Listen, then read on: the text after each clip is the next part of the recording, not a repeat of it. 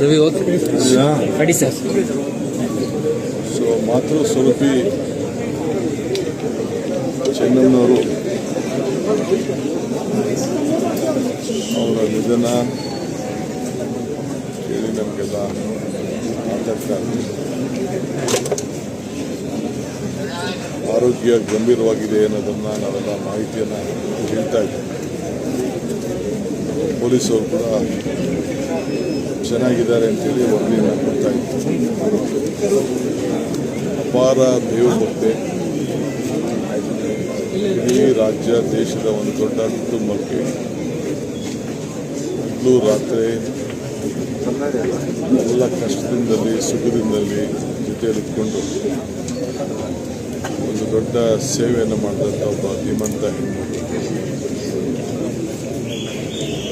ನಾವ್ಯಾರು ಶಾಶ್ವತವಾಗಿ ಇರಲಿಕ್ಕೆ ಆಗೋದಿಲ್ಲ.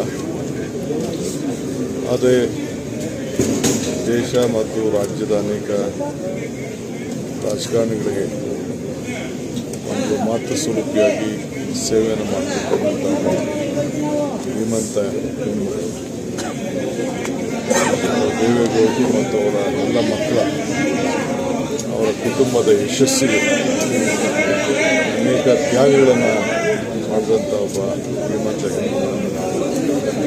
ಇವತ್ತು ಕಳ್ಕೊಂಡಿದ್ದಾರೆ. ಕರ್ನಾಟಕ ಸರ್ಕಾರ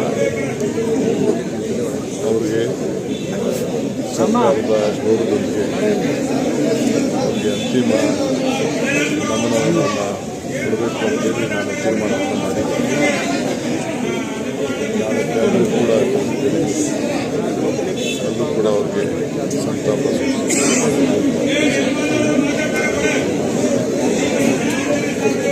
ಸೊ ಮುಂದಿನ ಸೋಮವಾರ ನಾನು ಗೌರವ ಮಾತಾಡಿದೆ.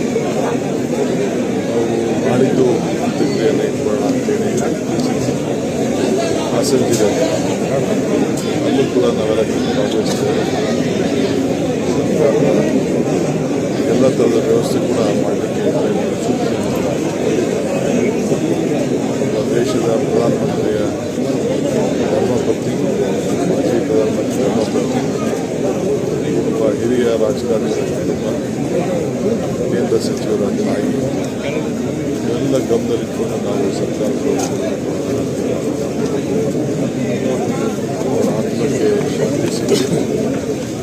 ಇನ್ನು ಅನೇಕ ವಿಚಾರಗಳು ಮಾತಾಡೋದು ಕೂಡ ಬೇರೆ ಸಂದರ್ಭದಲ್ಲಿ ಅವರ ವಿಚಾರವನ್ನು ಅವರು ಮಾಡಿದಂಥ ತ್ಯಾಗ ಮನೆಯಲ್ಲಿ ಎಲ್ಲ ಕೂಡ ಒಟ್ಟು ತೆಗೆದುಕೊಳ್ಳುವಂಥದ್ದು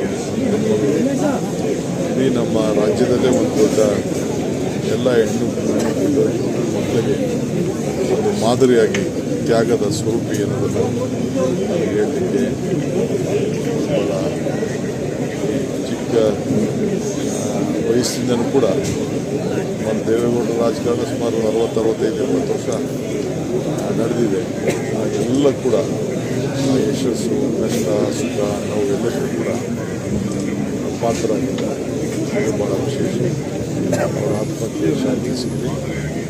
ಅವರೆಲ್ಲ ಬಂಧುಗಳು ಕುಟುಂಬದ ಎಲ್ಲ ಸದಸ್ಯರು ಕೂಡ ಅವರ ಕೊಡುವಂಥ ಶಕ್ತಿ ಸಿಗಲಿ ಅಂತೇಳಿ ಭಗವದ್ಗೀತೆ ಪ್ರಾರ್ಥನೆ ಮಾಡ್ತೀನಿ.